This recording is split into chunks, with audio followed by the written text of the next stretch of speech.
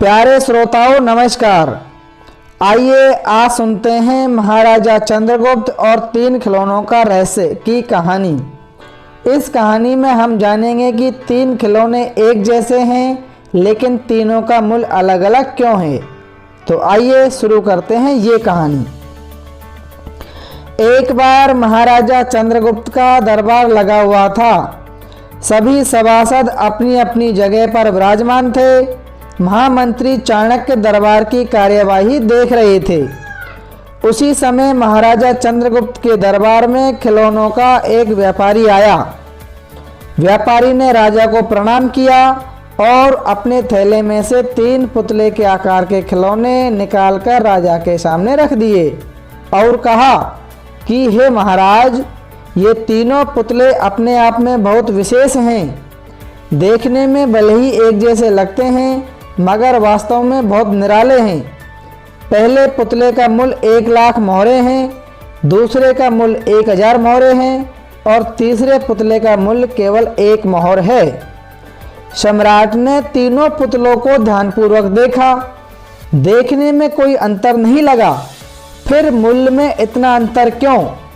इस प्रश्न ने राजा को बहुत परेशान किया, बहुत उद्वेलित किया।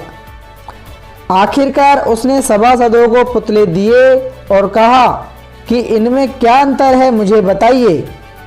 सभासदों ने तीनों पुतलों को घुमा फिराकर सब तरफ से देखा मगर किसी को कुछ समझ नहीं आया।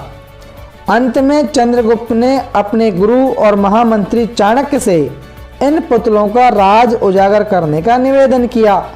अब कहानी को आप ध्यान से सुनिए। महामंत्री चाणक्य ने पुतलों को बहुत ध्यान से देखा और एक नौकर को 3 तिनके लाने को कहा। तिनके आने पर चाणक्य ने पहले पुतले के कान में तिनका डाला तो तिनका सीधा पेट में चला गया। थोड़ी देर बाद पुतले के होंठ हिले और फिर बंद हो गए। अब चाणक्य ने दूसरे पुतले के कान में तिनका डाला। इस बार तिनका दूसरे कान से बाहर आ गया और पुतला ज्यों का त्यों रहा। यह देखकर सभी की उत्सुकता बढ़ती जा रही थी कि आगे क्या होगा। अब चाणक्य ने तीसरे पुतले के कान में तिनका डाला। सबने देखा कि तिनका पुतले के मुंह से बाहर आ गया और पुतले का मुंह पूरा खुल गया। पुतला बराबर हिल रहा है जैसे कुछ कहना चाहता हो। चंद्रगुप्त के पूछने पर कि यह सब क्या है, इनका मतलब क्या है और इन पुतलों का मूल्य अलग अलग क्यों है मंत्रीवर?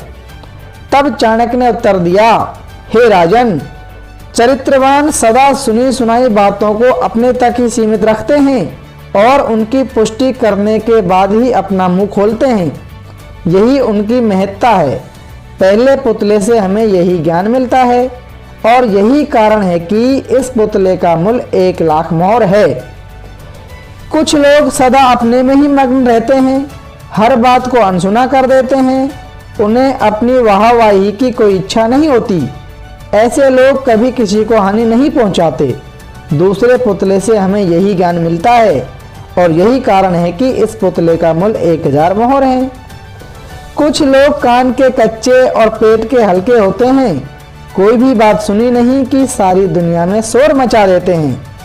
इन्हें झूठ सच का कोई ज्ञान नहीं, बस मुंह खोलने से मतलब है। तीसरे पुतले से हमें यही शिक्षा मिलती है और यही कारण है कि इसका मूल्य केवल 1 मोहर है।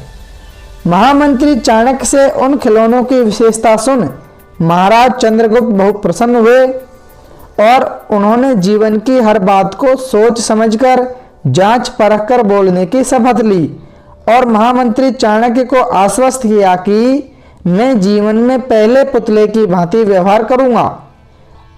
अब आप सोच रहे होंगे कि पहले पुतले की क्या विशेषता थी और महामंत्री चाणक्य ने उसकी व्याख्या कैसे की, क्या की। यह जानने के लिए आपको कहानी दोबारा सुननी पड़ेगी। अतः कहानी को एक बार पुनः सुने। प्यारे श्रोताओं, हमें भी जीवन में किसी भी बात की पहले जांच पड़ताल करने के बाद ही अपने विचार प्रकट करने चाहिए। सुनी सुनाई बातों पर कभी विश्वास नहीं करना चाहिए। अतः कहानी में बताई गई बातों को अपने जीवन में अपनाने की कोशिश करें और अपने जीवन को खुशहाल बनाएं। कहानी कैसी लगी कमेंट कर अवश्य बताएं और इसी तरह की रोचक, मज़ेदार व मोरल कहानियाँ सुनने के लिए हमारे इस YouTube चैनल को सब्सक्राइब कर लें। धन्यवाद।